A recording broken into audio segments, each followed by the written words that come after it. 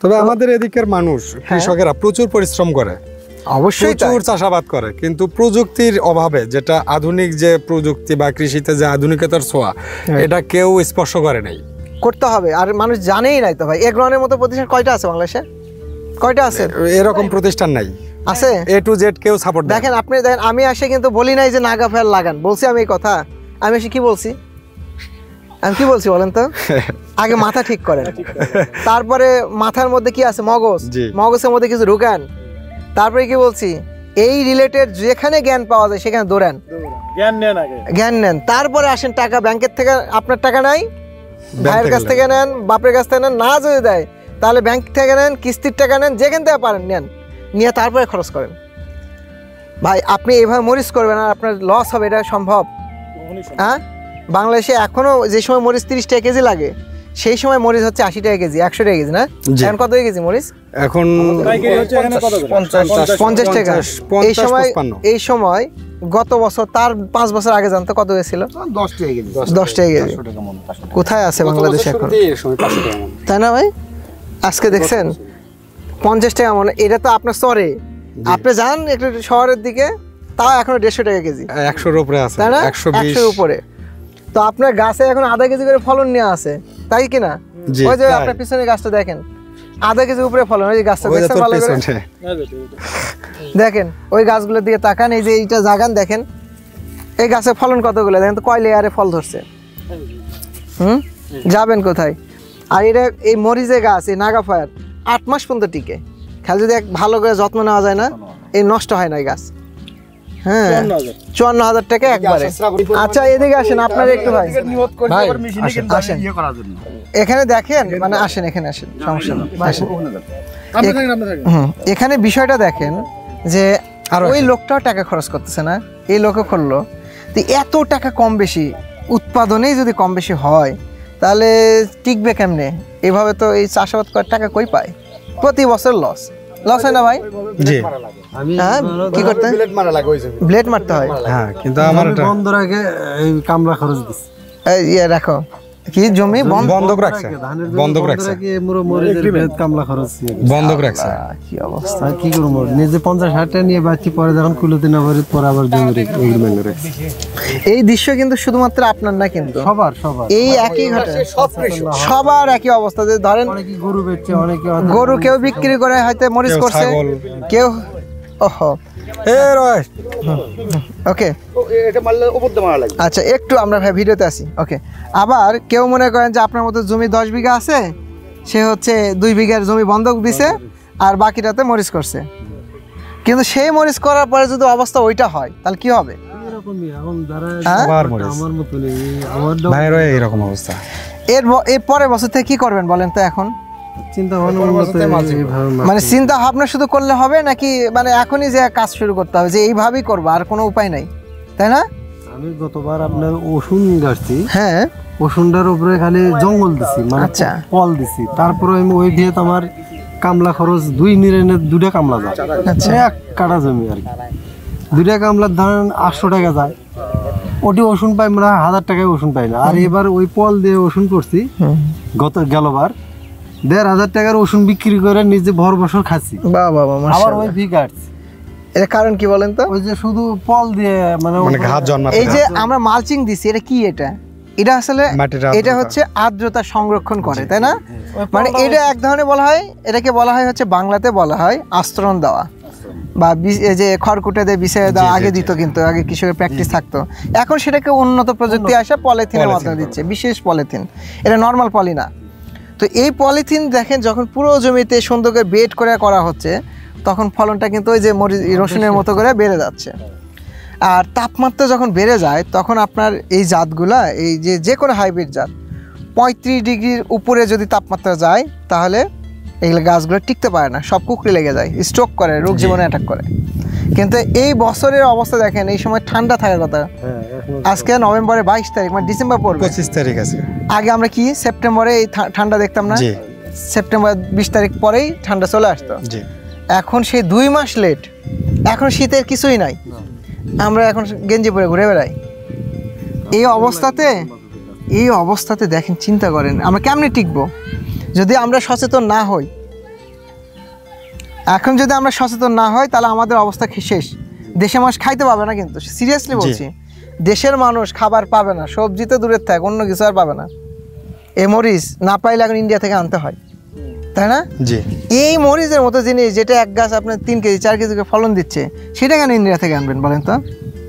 একটা গাছ লাগায় রাখলে দুইটা মানে 2 জনের যদি পরিবার হয় তাহলে তাও চলে। আমরা মানে অবস্থা আমাদের ভয়ঙ্কর ভাই। হ্যাঁ, আমরা এই এলাকায় আসছি, আজকে যদি 10 জন মানুষ কেউ পাই, তাও এই 10 জন মানুষকে এটা শিখে গেলে পরের বছর 200 জন মানুষ পরিবর্তন হবে।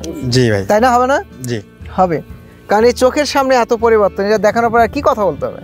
আর এই মালচিং একবারে শেষ না, একবারে শেষ, এটা আর একটা ফসল নেওয়া যাবে। 4 বিঘা জমি মিলে আমি 1 লক্ষ টাকা আমলা দিছি এবার। না, এদিকে আসেন তো, এদিকে ধরেন। হ্যাঁ, কি করছেন?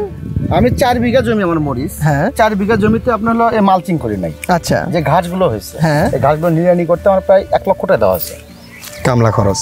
1 লক্ষ টাকা গেছে। 1 লক্ষ টাকা কথা আর নিড়ানি দেওয়া লাগবে না? যেমন এক জায়গায় 50 শতক জমি আমি পরশু 4-5 দিন আগে নিড়ালাম, সেখানে আমার 27টা কামলা গেছে। 27টা? 27টা। কামলা কত করে এখন? কামলা 500 টাকা। 500 400। মাই গড, 12,500 টাকা গেছে না? কত টাকা গেছে তাহলে? ওই 27 টাকার মধ্যে আপনার হলো 13,500 টাকা। 13,500 টাকা একবারেই? তারপরও আছে, খরচ আছে, আপনার দুপুরবেলা খাওয়ার লাগে, এক বেলা খাবার, বিড়ি 1 প্যাকেট করে। অথচ এই পলিথিনের দাম, মালচিং পেপারের দাম হচ্ছে মাত্র 8-9,000 টাকা। আমি তো আর জীবনে ভুল করবো না, এই ভুল করবো আর কোনোদিন ভুল হবে না। এই এলাকার মানুষের এই কাজটা করাতে পারবেন, না হলে কিন্তু টিকতে পারবে না এই এলাকার মানুষ। পারবে? ইনশাআল্লাহ এবারে চেঞ্জ হবে, অনেক চেঞ্জ হবে। কি করতে হবে? শুধুমাত্র পলিথিন ব্যবহার না, এই পলিথিন কিভাবে বিছাইতে হয় এটা জানাতে হবে, না হলে আবার গাছ সব মরে যাবে, তাই না? এই ভুলভাল যদি প্রয়োগ করে, আপনাকে এই যে মাটিতে যে স্টক করতেছে, ক্রপ মাস্টার দিতেই হবে 2 কেজি বিঘা প্রতি। যখন আমরা ক্রপ মাস্টার দিব, মাটি শোধন করে নিব, তারপরে নিয়মমাফিক সার দেব, তাই না? জমিতে যা সার লাগে দেওয়ার পর আমরা যদি পলিথিন দিই এরকম বেড করে, মালচিং পেপার দিই এবং বেড সুন্দর করে উঁচু করে, হ্যাঁ, এই যে কবরের মতো শেপ করে যদি করি, তারপরে গাছ দূরত্ব নির্দিষ্ট দূরত্বে লাগাই আর নাগা ফায়ার লাগাই, তাহলে শিডিউল স্পেস মেনটেন করি, আর এই কৃষকগুলো লস হবে? কখনোই না, ইম্পসিবল। তাহলে আমরা এই কাজটাই এই এলাকাতে আমরা করবো ইনশাল্লাহ, নাকি? ইনশাল্লাহ, ইনশাল্লাহ, ইনশাল্লাহ। ভাই এটা তো ম্যাট্রিক্সিন ব্যবহার করে বলেন কি? দেখে এদিকে আসেন, আপনার কত শুনবো, 100 কাজ। এই মরিচের এলাকা কোথায় জানেন? জামাতা বকর দেখছেন, শুনছেন? জি, সবচেয়ে বেশি মরিচের হাট। হ্যাঁ, ওই জায়গাতে ম্যাকটেজিনটা সিরিয়ালটা কিনতেছে। ওখানকার আমাদের একটা ডিলার আছে, ভাই ট্রেডার্স, ওনার নাম হচ্ছে শাহ আলম। ও প্রতিদিন আমাদের কাছ থেকে 250 থেকে 300 পিস, ওই যে 100 ml ওরা নিয়ে নেয়, প্রতিদিন নিচ্ছে, প্রতিদিন বিক্রি করতেছে। আমি কই ভাই এত এগুলো কি করেন, খান এগুলো নাকি, এত মানে কি কাজ? তখন ওনার কাছে শুনতে পারি না, আপনার কাছ থেকে শুনতে বলেন তো, ম্যাকটেজিন কি করে? এই মরিচ যখন আমি লাগাই, হ্যাঁ, মরিচ লাগানোর পর থেকে আমি সার ভেঙে গোলাপ মেম্বারের কাছ থেকে, আচ্ছা, তো আমি ওখানে বসে থাকতে এই ম্যাট্রিক্সিনটা রকি ভাই নিয়ে আসছিল সর্বপ্রথম। আচ্ছা, নিয়ে এসে গোলাপ মেম্বারের কাছে দেয়, তা আমি ওই বিস্তারিতটা শুনি। শোনার পরে তখন আমি একটা জিনিস নিয়ে গেছিলাম, একটা ম্যাট্রিক্সিন নিয়ে যাওয়ার পরে আমার একটা জমিতে ব্যবহার করছি। আচ্ছা, একটা জমিতে ব্যবহার করার পরে দেখছি আমি আমার জমিতে অনেক কীটনাশক ব্যবহার করার পরেও যেই পাতার কোকড়াগুলো ছাড়ছিল না, সেই জমির পাতাগুলো কোকড়ে ছাড়ে গেছে। তার পরবর্তীতে আমার 4 বিঘা জমিতে আমি পুরোটাই ম্যাট্রিক্সিন দিয়ে দিছি, এবং পরপর 2 বার। চমৎকার, এটা নিয়ম। কিন্তু আবার ম্যাট্রিক্সিন নিয়ে রাখছি, এবার তো নিয়ে গেছি, ম্যাট্রিক্সিন নিয়ে গেছি এবং প্রোফাইটা নিয়ে গেছি ওর সাথে। চমৎকার, প্রোফাইটা এবং ম্যাট্রিক্সিন মারিনি, তবে 2 একদিনের মধ্যে। প্রোফাইটার কাজ কি? এই যে ফল ছিদ্র করে না, পাতায় যে সুন্দর করে সবুজ লেদা পোকা খায় না, ওটা দেওয়া মাত্র শেষ, ক্লিয়ার। আর ম্যাকটেজিনের কাজ হচ্ছে যত ধরনের চূষক পোকা আছে এটাকে একদম মাইরে গাছে পাতা সবুজ করে না? জি। এবং আমার পাতাগুলো মানে আমি ওই রকম পাতা দেখতেছি না, আমার জমির যে পাতাগুলো, আমার পাতাটা মনে করেন যে মানে এই এত সুন্দর পাতা নাই কি আমার জমির যে পাতাগুলো, তাই নাকি? হ্যাঁ, চমৎকার। ওইদিকে বড় গাছ, অনেক বড় পাতা, মানে কিছু পাতা এরকম হাতের তালের মতো হবে। বাবা রে বাবা, মানে অনেকগুলো পাতা হয়েছে এখন বর্তমানে, সেগুলো হাতের তালের মতো নিচের গুলো, যেগুলো এখানে কুশিবার আছে এর থেকে নিচের দিকে যেগুলো আছে।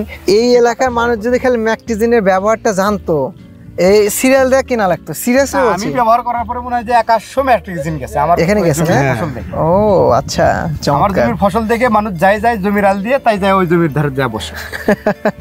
আচ্ছা, বসে আমি অবশ্য মালচিং করিনি, করেন নাই না? স্বাভাবিকভাবে। আচ্ছা, ও ম্যাট্রিক্সিন প্রোফাইলটা মানে কিছু তাও প্রোডাক্ট দিয়ে তাও রিকভারি হচ্ছে না, মনে করেন যে চমৎকার রিকভারি আছে। এই এলাকার মানুষকে পারলে জোর করে 1 পিস করে ধরায় দিবেন। দেওয়ার পরে বলবেন যে প্রতি 12 দিন পর পর এটা দেওয়া লাগবে।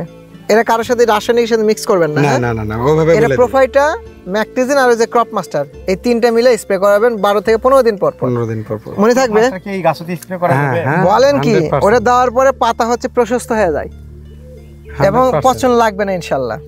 ওটা নিয়মিত যদি কেউ ব্যবহার করে না, কোনো পচন আসতে দিবে না। ইভেন মাছটা আমি নিয়ে গেছি সেদিন 1 কেজি। এবং গাছে যখন স্প্রে করবেন তখন মাটি এবং গাছের গোড়া ধুয়ে দিবেন। ধুয়ে যদি দেন, এই 15 দিন পর পর স্প্রে করবেন, দেন প্রত্যেকটা জমি এই এলাকায় যেগুলো কুকরি আছে তিনটে কি ছেড়ে একসাথে দেবেন। করা যাবে? তিনটা একসাথে। তিনটে একসাথে হবে। ম্যাট্রিক্সিন, ম্যাকটিজিন হচ্ছে 1 মিলি, প্রোফাইটা 1 মিলি এবং হচ্ছে ক্রপ মাস্টার 5 গ্রাম, বেশি দেওয়া লাগবে না, 5 থেকে 7 গ্রাম পার লিটারে দিয়ে স্প্রে দিয়ে আমাকে জানান, রকি ভাইকে জানান, দেখবেন 15 দিন পর বা 12 থেকে 15 দিন পর এটা চলবে, দেখেন কি অবস্থা হয়।